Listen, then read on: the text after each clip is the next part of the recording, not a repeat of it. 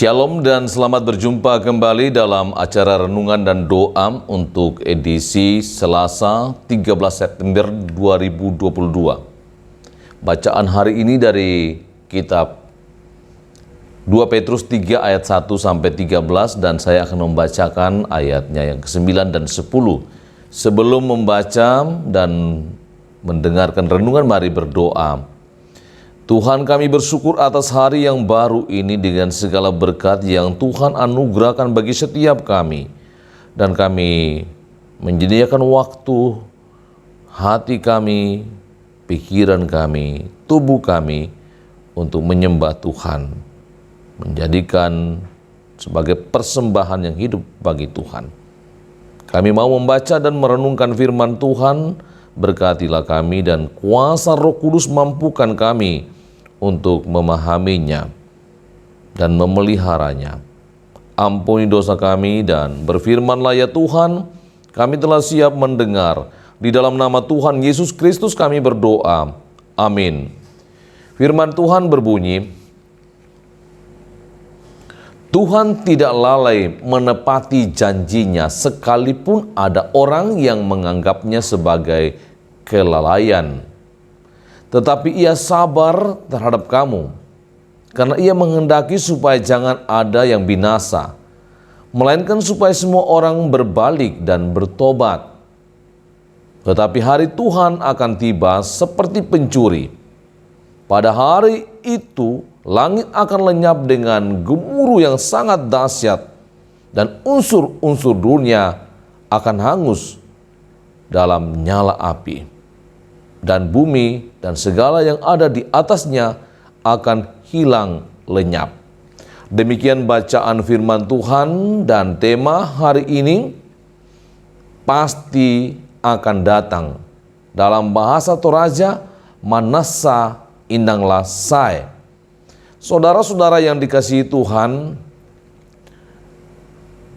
berbicara tentang zaman akhir, dalam teks kitab 2 Petrus 3 dikatakan di situ akan muncul banyak pengejek-pengejek yang mengejek tentang bila mana dan kapankah hari Tuhan itu tiba. Bahkan mengingatkan kembali apa yang telah dinubuatkan, juga janji-janji Tuhan bahwa Ia akan datang kembali. Itu pada waktu Injil terus diberitakan. Apalagi jika sekarang yang digambarkan sebagai zaman akhir, tentu ejekan-ejekan itu semakin kencang. Kapan ia datang kembali? Mana janjinya?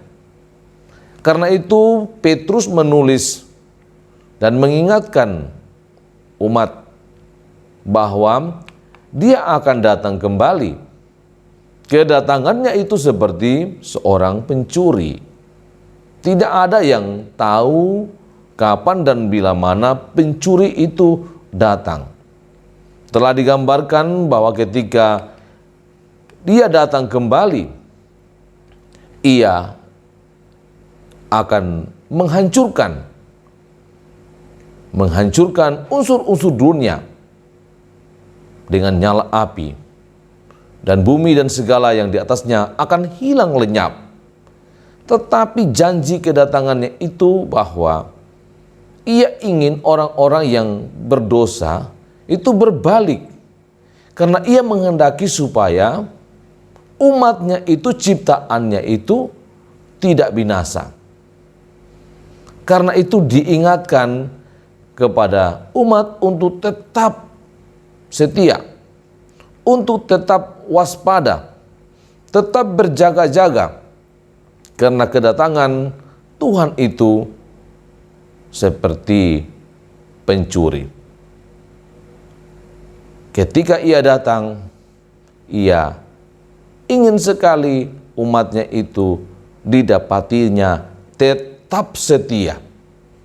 Karena itu saudara-saudara yang dikasihi Tuhan, pesan dari kitab ini mau mengatakan kepada kita bahwa Tuhan akan datang. Ia akan datang kembali.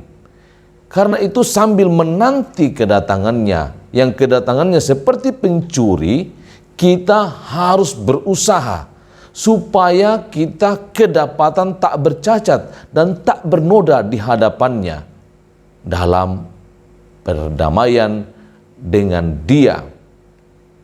Kiranya kita semua terus setia dan tekun berdoa, menyatakan cinta kasih sambil menanti kedatangannya yang kedua kali. Amin. Saudara-saudara yang dikasihi Tuhan, kita akan mendukung dalam doa saudara-saudara kita yang berduka cita. Ada keluarga Julius Payung Tasik bersaudara. Pada hari Minggu, ibunda kekasih bernama Martha Ruth Payung Tasik atau Martha Ruth Penggalo dipanggil Tuhan.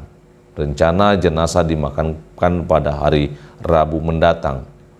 Juga keluarga dari Diaken Yakob Parangan atas meninggalnya ibu kekasih kemarin siang di Padang Sapa. Dan beberapa anggota keluarga yang pada minggu yang lalu yang berduka cita atas kematian orang tua, saudara-saudara mereka. Kita akan juga menopang dalam doa anak kekasih Alvin, anak dari Bapak Antonius Tanduk Langit yang dirawat di Rumah Sakit Abu Nawas Kendari, juga El Sandi, anak dari Ibu Yuliati Salempa di Palopo. Mari berdoa. Kami bersyukur Tuhan, firman-Mu terus mengingatkan kami untuk tetap setia, agar jika Tuhan datang untuk kedua kalinya dan kedatangannya seperti pencuri, kami didapati tak bercacat, kami tetap setia, tetap memelihara perdamaian yang telah Allah nyatakan bagi kami di dalam Yesus Kristus, karena Allah menghendaki umat-Nya itu yang berdosa bertobat dan kembali ke jalan yang benar, yaitu melalui jalan keselamatan Yesus Kristus. Tuhan, tolonglah kami untuk menapaki hari hidup ini, juga untuk tetap senantiasa bersyukur dalam hidup ini, agar kami senantiasa dibaharui dari hari ke hari dan terus berkarya dalam hidup ini. Kami berdoa untuk saudara-saudara kami yang berduka. Tuhan, kuatkan dan hiburkanlah mereka. Juga yang sakit, Tuhan pulihkan mereka. Dan Bapa di surga, kami menopang dalam doa keluarga atau ponakan dari Ibu Markus Senobua, anak kekasih atau saudara Epi Rombe Butu, yang jika Tuhan berkenan besok akan melakukan seminar hasil program Pasca Sarjana Magister Teknik jam 9. Dan pada hari Jumat mendatang akan mengikuti ujian meja. Tuhan berkati perjuangannya dan Tuhan tolonglah agar perjuangan panjangnya itu boleh ia gapai. Apa yang ia tabur itu pula yang ia tuai. Anugerai kekuatan dan kesehatan baginya. Juga menopang doa Bapak Papers Ale yang tengah mempersiapkan diri untuk menghadapi ujian akhir untuk mempertanggungjawabkan tugas akhirnya guna memperoleh gelar doktoral. Tuhan berkati jemaat dalam pekerjaan, dalam usaha dan rencana.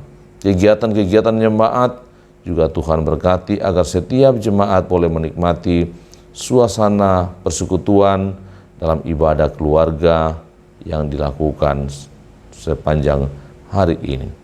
Tuhan terus memberkati dan melindungi kami dan tetap memberkati kami dalam setiap langkah hidup kami. dan Engkau tetap mengampuni dosa kami, orang-orang yang memohon agar Tuhan yang Maha Kuasa terus menjadi Allah pelindung bagi setiap kami. Di dalam nama Tuhan Yesus Kristus kami berdoa. Amin. Demikian renungan dan doa hari ini. Tetap semangat menapaki hari hidup ini. Tuhan Yesus sayang kita semua.